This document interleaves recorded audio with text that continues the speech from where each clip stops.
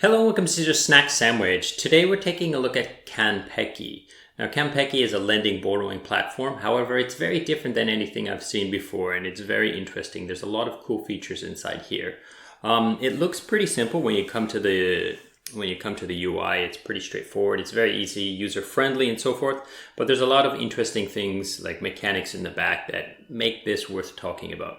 Now I'm going to use a flowchart to explain to you how the tokens flow in this and how the things work. However, I do want to point out a few things here on the UI that make it, just because it's harder to point out on a flowchart.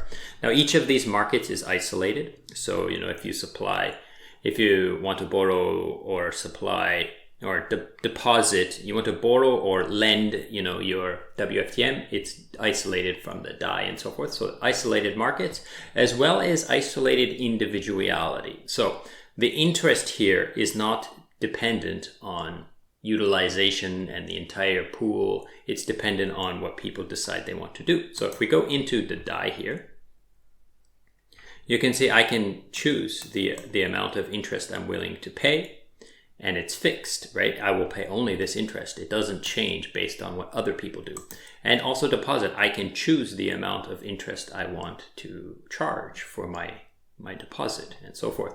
Okay, so that pretty much covers the UI. I'm not going to go too deep and show you all the buttons and so forth. But let's go over to the to the flowchart and I'll explain to you how the mechanics of this system are working.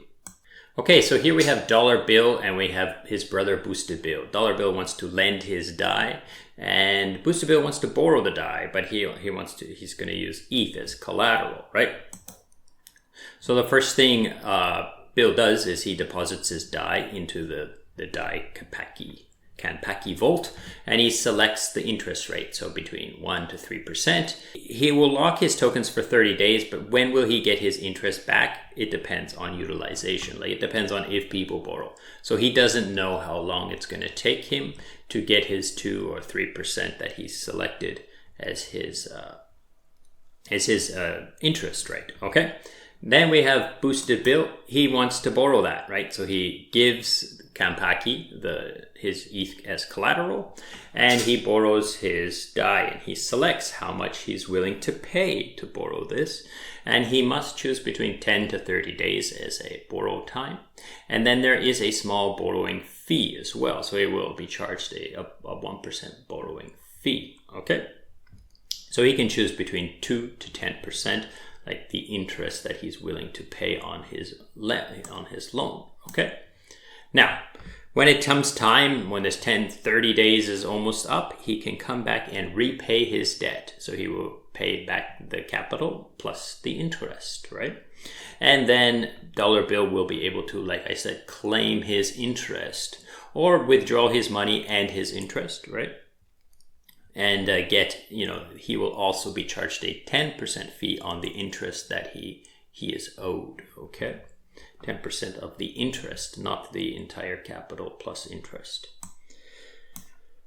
So now why would he choose more percentage? Because more APR, like if he is willing to pay more debt, then he's going to get more of these KAI tokens, the reward token of this platform. Now, when he repays his debt, he will immediately get 33% of his the rewards that he's supposed to get, right? Now there is a bunch of examples inside the docs that'll help you to understand the math better and like why would someone choose 9%, 6%, 12%, and so forth. So you can go through that and figure out, like do some math and figure out whether or not, why would someone choose 10% for 30 days or, 15 days instead of, 5% for 30 days and so forth. There's a whole bunch of math in there that you need to kind of figure out.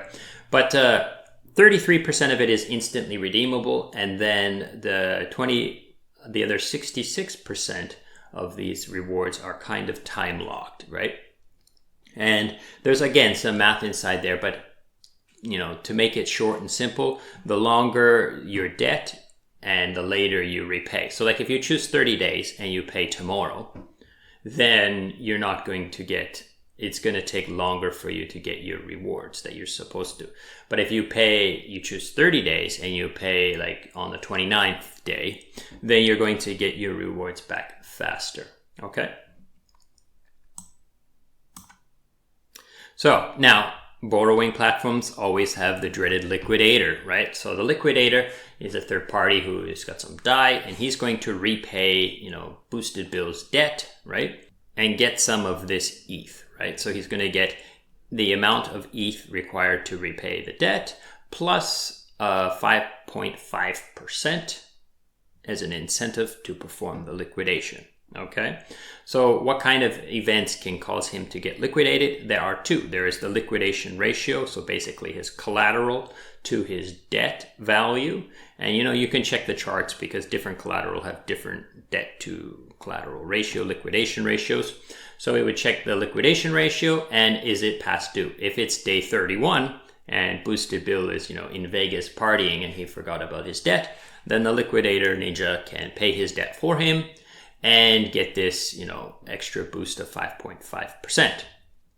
Now, an additional 5.5% of this ETH is taken as well. So that would be 11% of his total ETH would be additionally taken.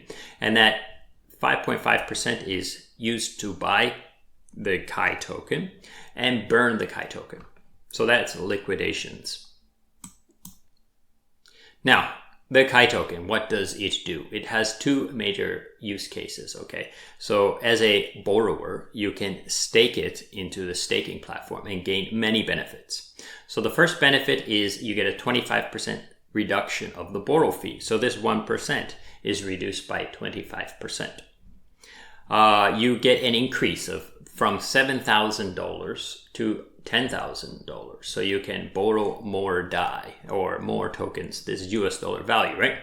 You get boosted Kai. So when you do ask for, you get more Kai basically for this math is increased basically. So depending on all of this stuff that I talked about before, you can extend your debt. So basically you don't need to pay back the principal. You just need to extend your debt. You can extend it for an additional time. Let's say you cannot pay back the principal. You just pay some of the interest and then you can extend your debt and hold your debt for longer.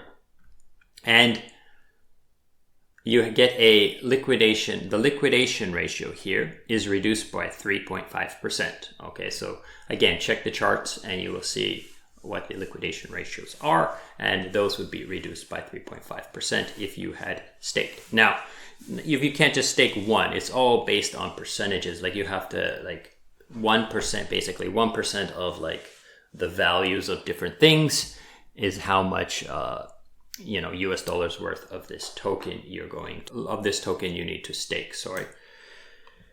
Now, if you are a borrower or lender, then you can also stake Kai tokens. So somehow you get some Kai tokens, maybe you buy them, or you're also a borrower and you farm some of them.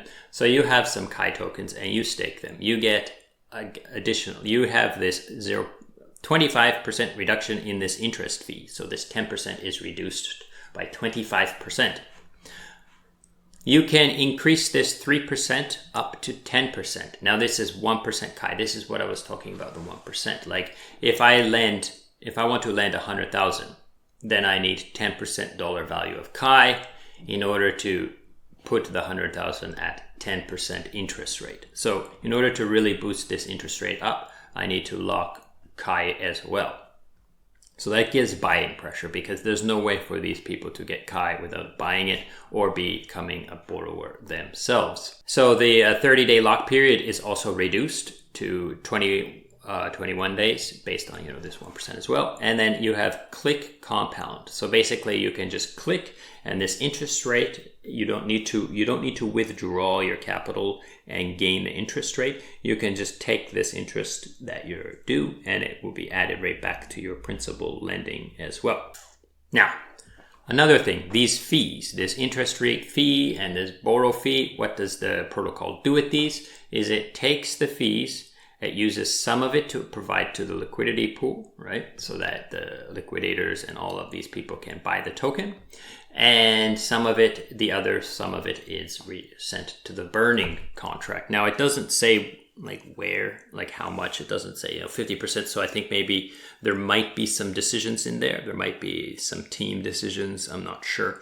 I don't know the answer to that. It's not in the docs. Now there's one more thing that I didn't cover inside the flowchart, and that is this Kai reward cap. This is an interesting thing, and I'm trying to like really grasp my brain around it and get a good understanding of it. But basically, if the cap changes, like as the dollar value of Kai increases, then the amount of tokens you can earn are reduced. So they don't give Kai tokens out based on quantity of token. They give Kai tokens based on dollar value of Kai tokens. So then you are getting dollar value rewards instead of just burring out tokens. And this is something that's very different than most protocols. Most protocols just have a burr machine that they supply with a certain quantity of tokens over a certain time. And here it's not about that. It's about actual like the value of the money that you're getting and so forth. So I think this is pretty interesting. Whether it works or not, I'm not exactly sure, because I do have the question of what happens when Kai token is below $1? Will this cap go above? Then I don't think so, right? So anyways, I thought that was interesting and worth mentioning, and something you should probably take a deeper look at and ask more questions if you're interested in this factor. Okay, so that pretty much covers it. Thank you so much for watching, and goodbye.